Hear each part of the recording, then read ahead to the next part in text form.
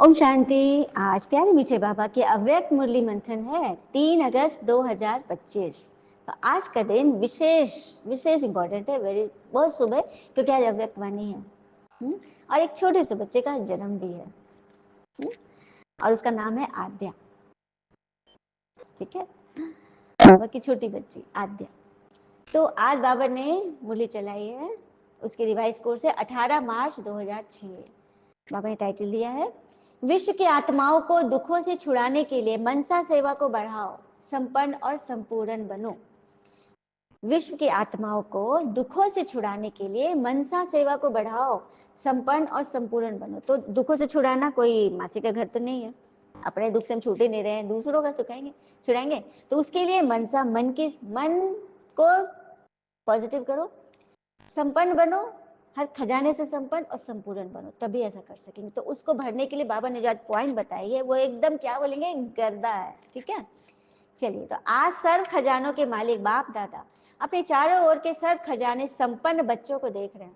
बाप दादा ने हर एक बच्चे को सर्व खजाने का मालिक बनाया है, एक ही देने वाला है और सर्व को एक जैसे खजाने दिए हैं।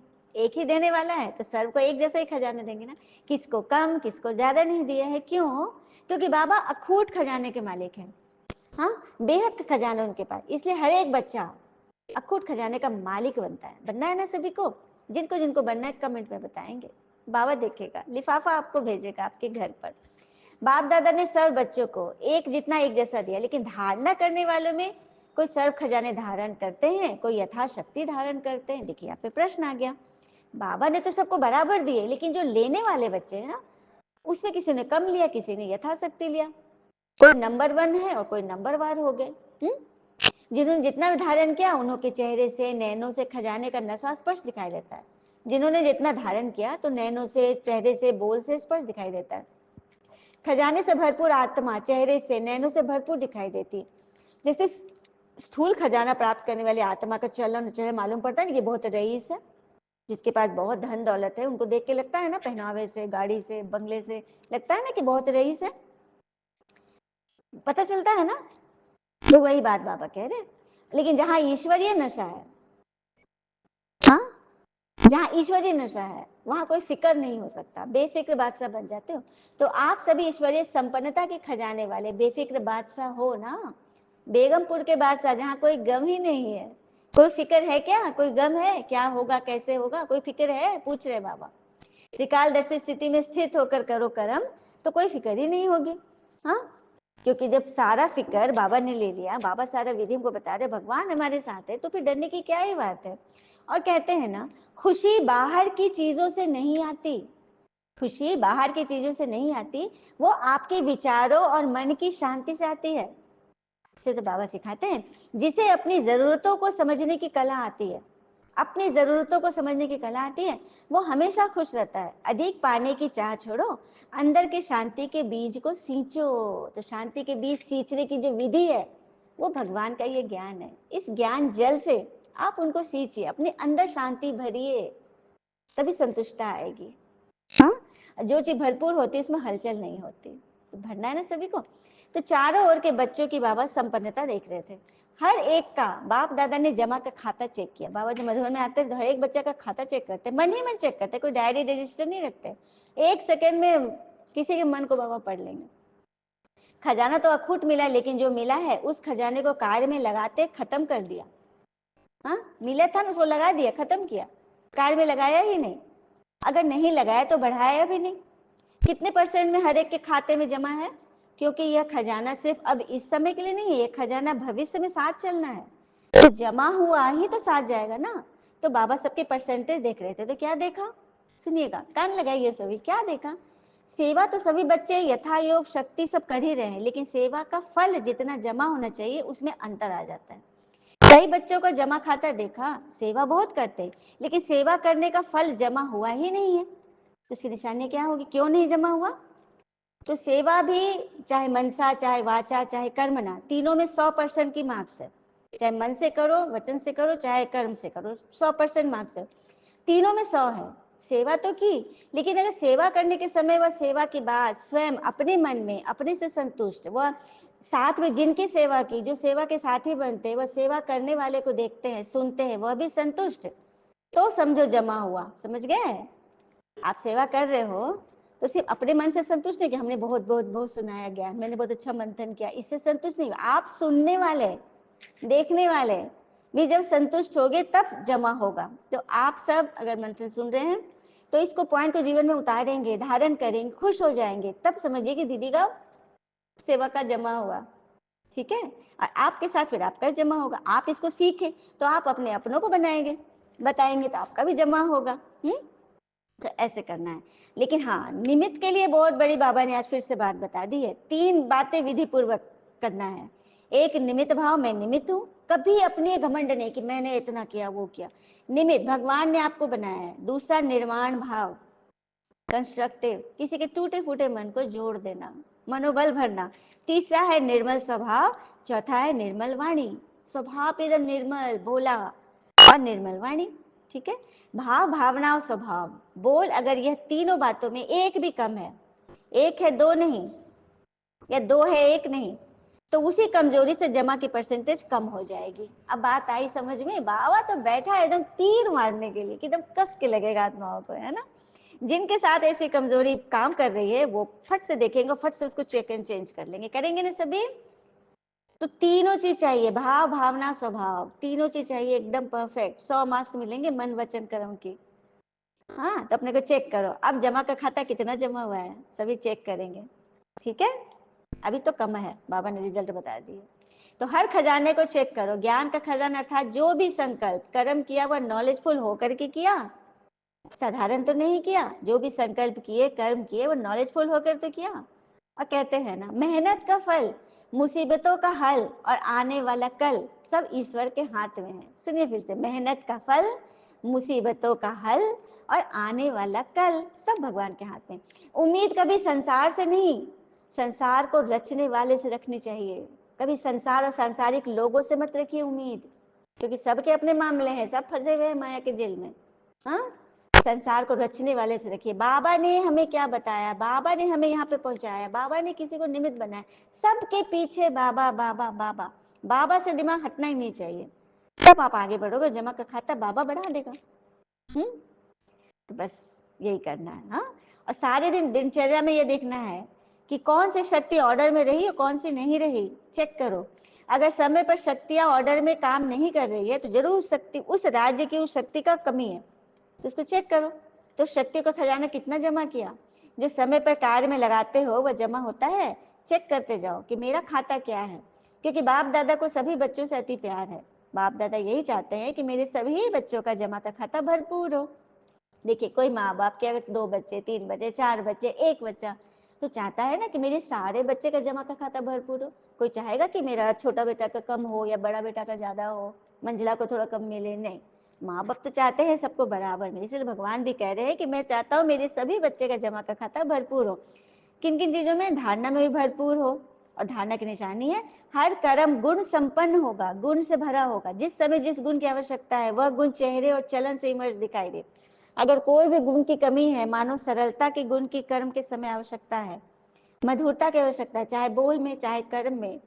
अगर सरलता, मधुरता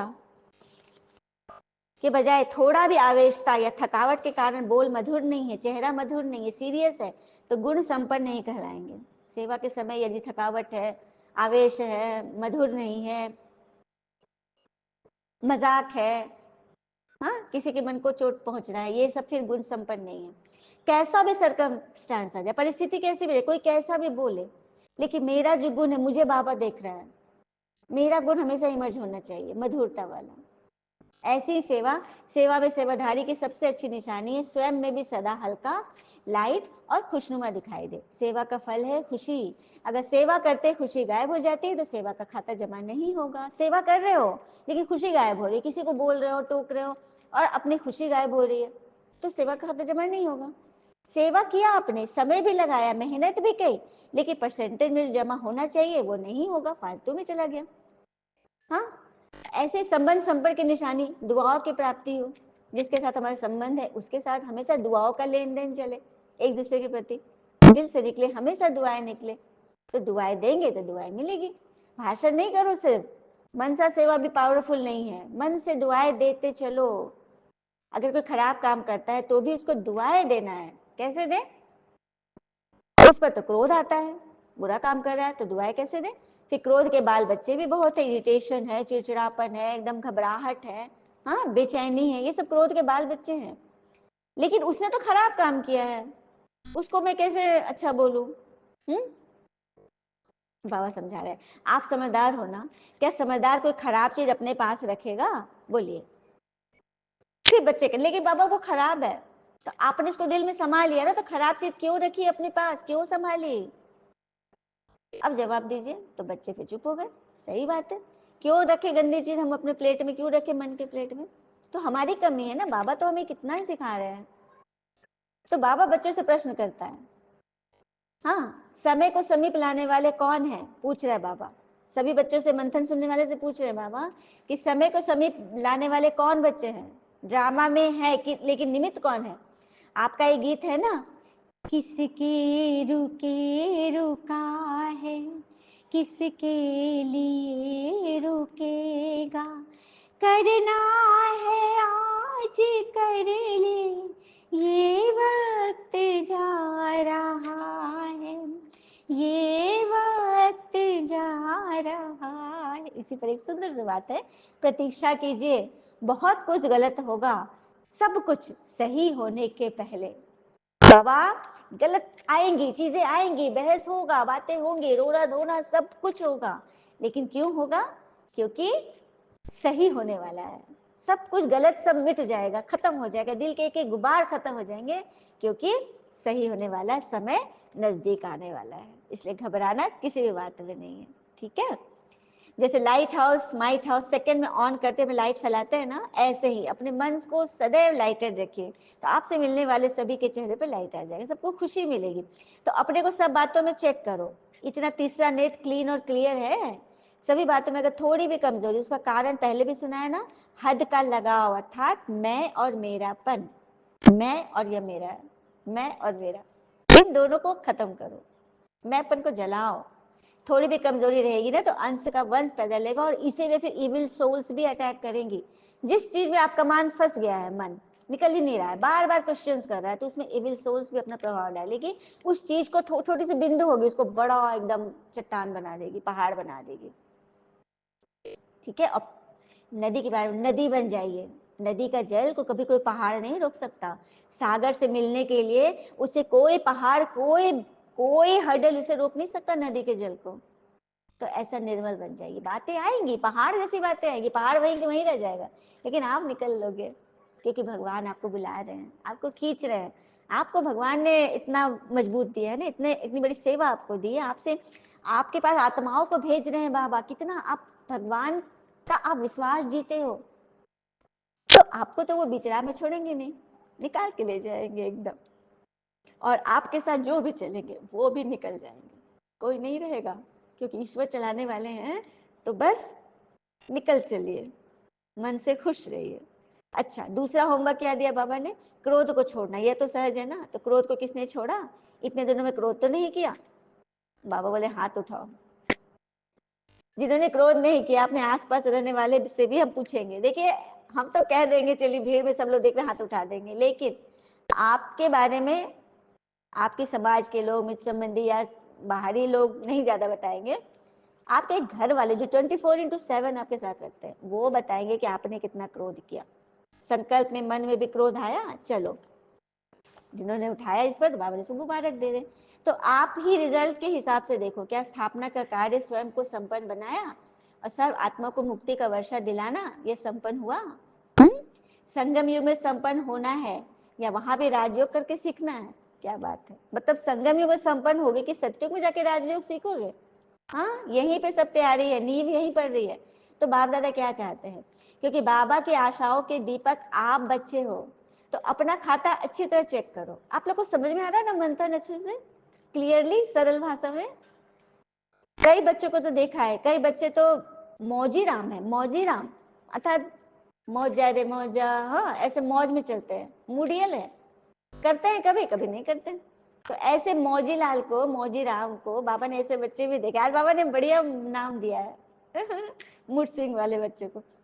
मौज करते रहो, दूसरों को भी कराओ, खाओ पियो, मैंने याद में मौज करो। हाँ, विनाशी साधनों की मौज तो अल्पकाल की होती है, सदाकाल का मौज करो। अविनाशी साधनों से मौज करो, अविनाशी खुशी शांति आनंद की मौज में रहो।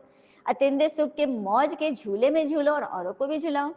हाँ, तो आदि रत्न तो तैयार हो रहे हैं ना, बाबा सबको दे। अगर साधना के बजाय साधनों को आधार बनाए तो रिजल्ट क्या होगी? आपकी साधना, आपकी तपस्या के बजाय अपने साधनों को आधार बने। साधन है तभी हम करेंगे, कोई मित्र है, कोई मिलेगा तभी हम चलेंगे, नहीं, खुद को आधार बनाइए, बाबा को आधार बनाइए। अच्छा, चारों ओर के बच्चों के पुरुषार्थ और प्यार के समाचार पत्र बाप दादा को मिले हैं। बाप दादा बच्चों का उमंग उत्साह देखकर यही कहेंगे कि समाचार सुनकर बाबा खुश हुआ। अभी सिर्फ जो हिम्मत रखी, उमंग उत्साह रखा है, इसको बार बार टेंशन रखो, प्रैक्टिकल में लाओ। यही सभी बच्चों के प्रति बाप दादा की दिल की दुआएं हैं। और सभी चारों ओर के संकल्प, बोल और कर्म में, संबंध संपर्क में संपन्न बनने वाले श्रेष्ठ आत्माओं को, सदा स्वदर्शन चक्र फिराने वाले बच्चे को, सर्विसेबल, नॉलेजफुल, सक्सेसफुल बच्चों को बाप दादा का याद, प्यार और दिल से पदम पदम पदम पदम पदम गुणा नमस्ते, दुआएं ही दुआएं। देखा, ऐसा है हमारा बाबा। फिर बाबा ने वरदान दिया। चलिए सभी आराम से बैठे, सामने बाप दादा को फील करें, ब्रह्मा बाबा बैठे हैं और उनके भ्रिकुटी में शिव मणि के जैसे चमक रहे हैं। फील कीजिए सभी, शिव मणि चमक रही है और हमारे मस्तक में जा रही है। और बाप दादा के नैनों से एनर्जी, शक्ति, पवित्रता की किरणें निकलकर मेरे नैनों में जा रही हैं। तो हमारे मस्तक मणि, हमारे नैन एकदम चमकीले हो रहे हैं। इनमें से जो भी व्यर्थ है, किचड़ा, सब क्लीन हो चुका है। मेरे नैन एकदम नैन कमल बन गए।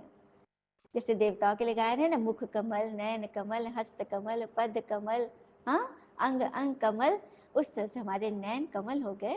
यदि वही मणि का प्रकाश हम अपने मुख में डालें, अंदर अपने मुखमंडल में, आभा में, तो हमारा मुख भी हमेशा मधुर वाणी बोलेगा, मुख भी कमल हो जाएंगे। इस मुख से सदैव ज्ञान रतन निकलेंगे, पत्थर नहीं। बाबा ऐसे करके हमें भर रहे, हमारे अंग अंग में वो प्रकाश जा रहा है और मेरा पूरा शरीर, जो भी रोग शोक है, वो भी हील हो रहा है। देखिए, डॉक्टर भी रेडिएशन थेरेपी करते हैं लेजर किरणों से, तो ये परमात्मा की किरणें हैं, ये परमात्मा की किरणें, वैद्यनाथ बाबा की किरणें आत्माओं के लिए, आत्मा के जन्म जन्म के रोग मिटा रहे बाबा, मन का, तन का, धन का, जन का, हाँ, सभी के रोग मिट रहे हैं और हम एकदम हल्के हो गए। सारा लाइट हमारे पूरे देह में फैल चुका है और हम एकदम हल्के हो गए। हम लाइट का फरिश्ता बन गए और फरिश्ता बनकर बाबा के पैरों पर हमने अपना हाथ रख के सर रख दिया और बाबा अपना वरदानी हाथ हमारे सर पे रखे हैं और बाबा हमें वरदान दे रहे हैं। सच्चे साफ दिल के आधार से नंबर 1 लेने वाले दिलाराम पसंद भवा। क्या बात है। तो सच्चे साफ दिल के आधार से नंबर 1 लेने वाले दिलाराम के पसंदीदा भवा। तो दिलाराम अर्थात दिल में आराम करने वाले हमारे बाबा, हम बच्चों के दिल में। तो दिलाराम बाबा को सच्चे दिल वाले बच्चे ही पसंद है। सच्चे दिल में तो सच्चे पिता रहेंगे ना, सत्यम शिवम सुंदरम। झूठे के दिल में तो रहेंगे नहीं। झूठ अर्थात जो देहधारी की याद में, वो झूठा है। तो दुनिया का दिमाग ना भी हो लेकिन सच्चे साफ दिल हो, दुनियादारी के दिमाग नहीं है आपके पास, लेकिन आपका सच्चा दिल है, भोला दिल है, तो आप नंबर 1 ले लेंगे। क्योंकि दिमाग तो बाबा इतना बड़ा दे देता है, जिसे रचयिता को जान लिए, इतना बड़ा दिमाग है, हमने भगवान को 1 सेकंड में पहचान लिया। कितना दिमाग है हमें। और ऐसे पढ़े लिखे दिमाग सब फेल है जो भगवान को नहीं पहचाने, और हम बच्चे पहचान लिए, आदि मध्य अंत का नॉलेज जान लिए। तो सच्चे साफ दिल के आधार से ही नंबर लेना है, तो दिल की दुआएं मिलेगी और इसका प्रभाव सभी तक पहुंचेगा। स्लोगन है, सर्व के प्रति शुभ चिंतन और शुभ कामना रखना ही सच्चा परोपकार है। सर्व के प्रति शुभ चिंतन और शुभ भावना रखना ही सच्चा परोपकार है। अव्यक्त इशारे है सहयोगी बनना, परमात्मा प्यार के अनुभव बनने की। जो बच्चे परमात्मा प्यार में सदा लवलीन खोए रहते हैं, उनकी झलक और फलक, उनकी आवाज, उनकी अनुभूति की किरणें बहुत शक्तिशाली होती है। वो भले दूर है लेकिन उनकी फीलिंग आपको आएगी और उनके प्रयास से, उनके ज्ञान से, उनके समझाने से, उनके मंथन से आप सबको फायदा होगा। और यही तपस्या काम आएगी और आप सब भगवान के दिल तक नशीन बन जाओगे और आपका सच्चा दिल होगा तो भगवान दिलाराम वहाँ पर विराजेंगे। अच्छा, ओम शांति। शुक्ला मीठे बाबा व बाबा के प्यारे प्यारे बच्चे, आप सबका जीवन सदैव सुख शांति समृद्धि सफलता से भरपूर रहे, भरपूर कर